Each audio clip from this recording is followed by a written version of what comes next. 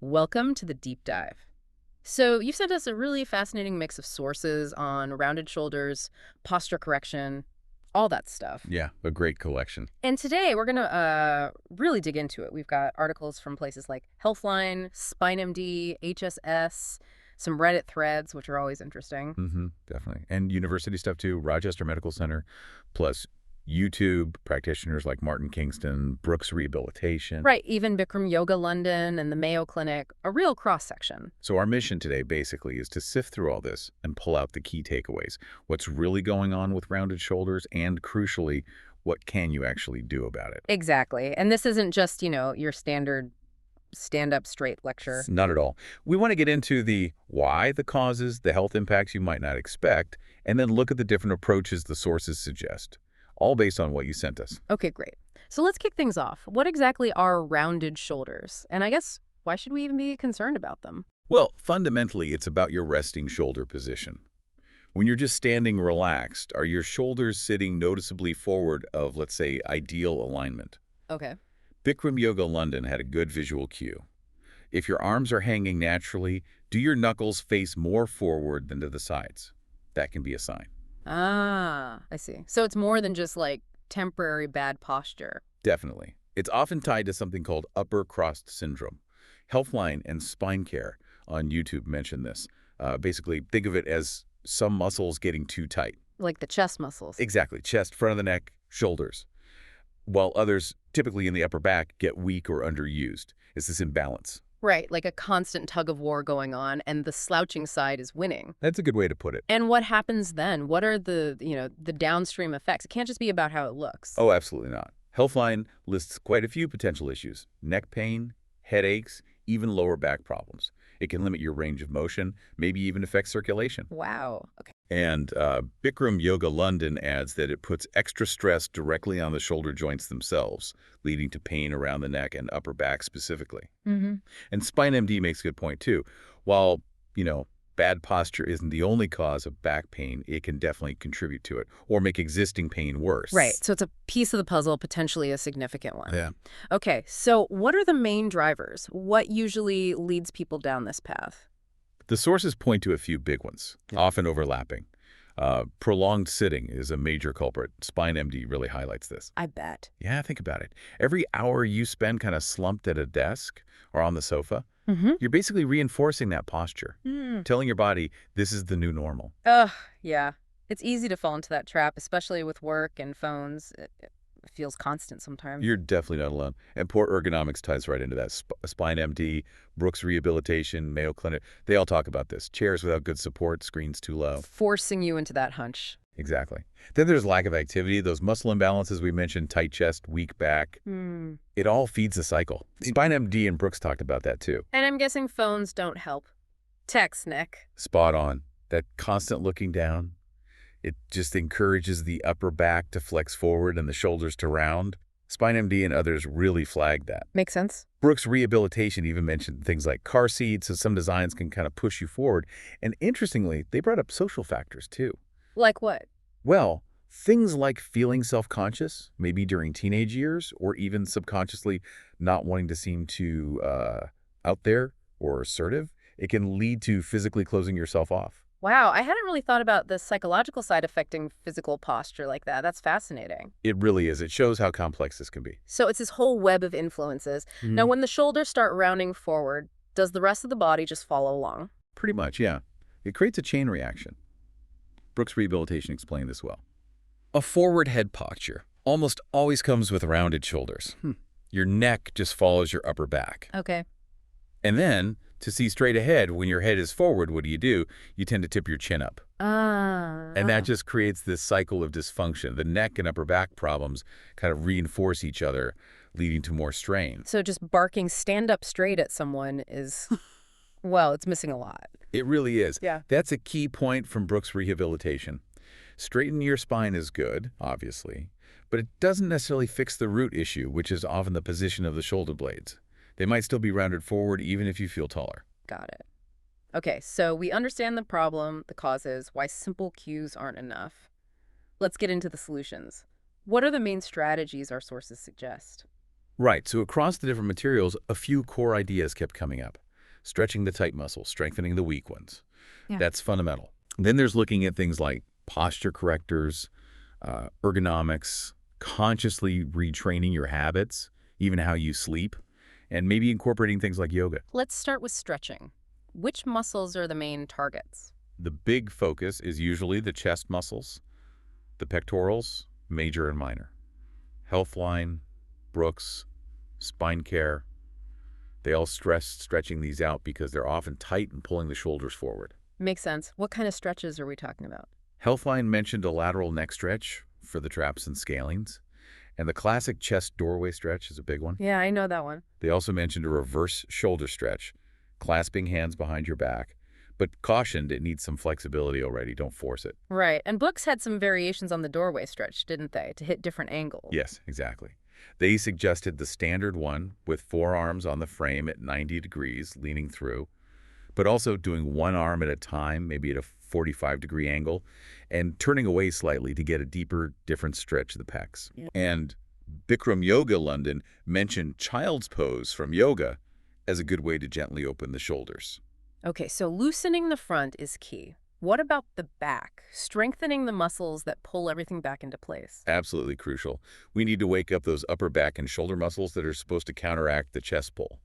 Things like the serratus anterior for shoulder blade stability, the rhomboids between the shoulder blades and the middle and lower traps. Got it. Healthline, Brooks, Spine Care, Martin Kingston, they all pointed to strengthening these.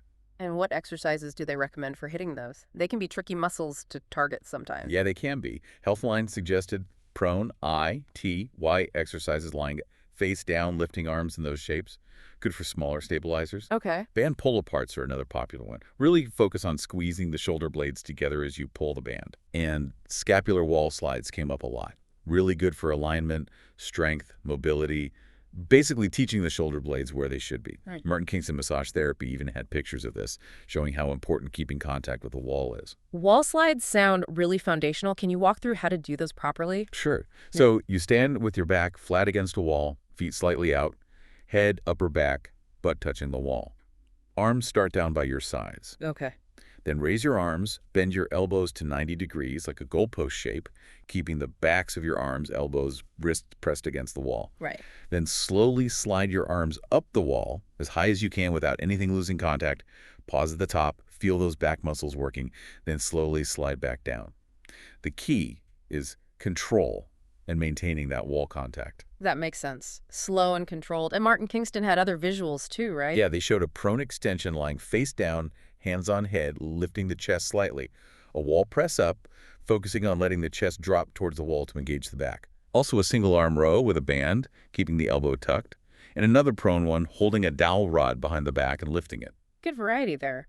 What about the Spine Care YouTube stuff? Any specific exercises they focused on?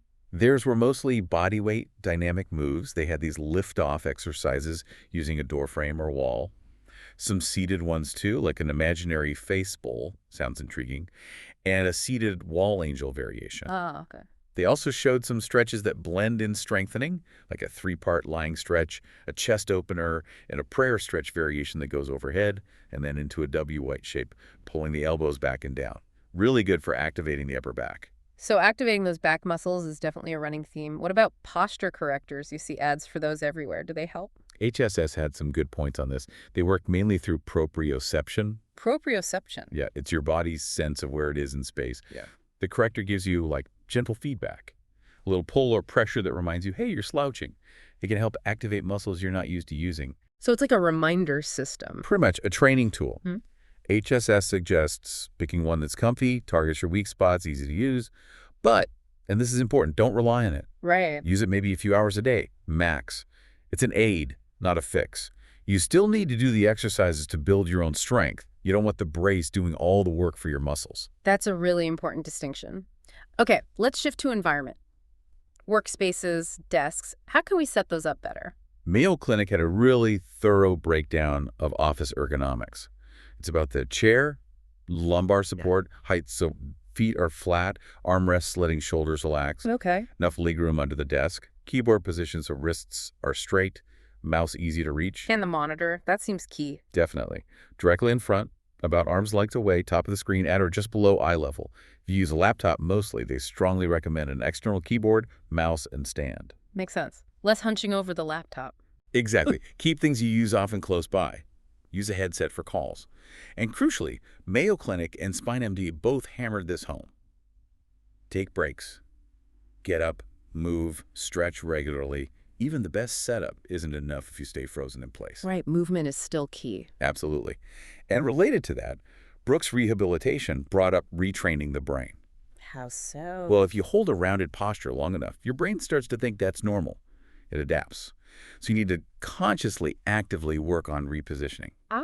They suggested thinking up, back, down, squeeze with your shoulder blades, setting reminders, maybe hourly, to check your posture, doing those shoulder blade squeezes repeatedly through the day. It's about re-educating the neuromuscular system.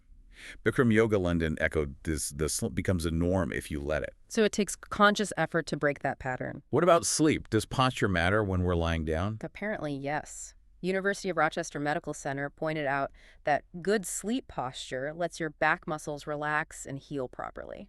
They talked about mattress choice, supportive but comfortable, replace it every 6 to 8 years.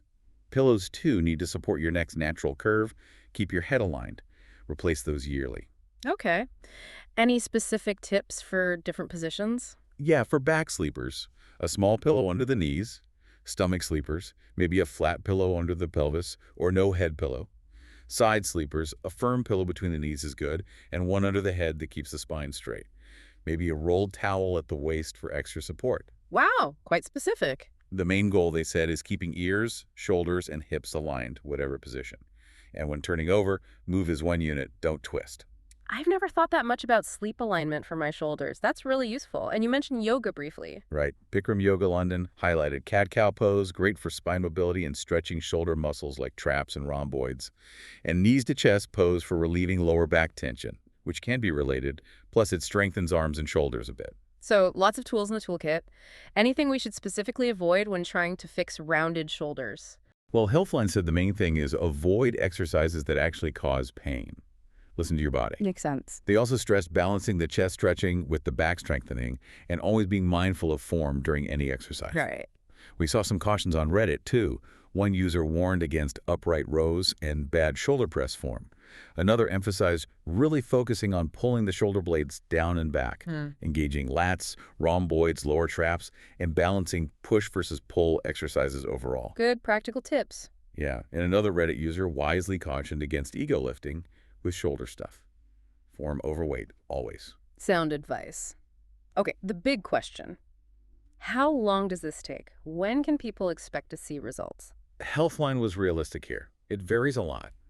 Depends on how rounded you are to start, your lifestyle, overall health.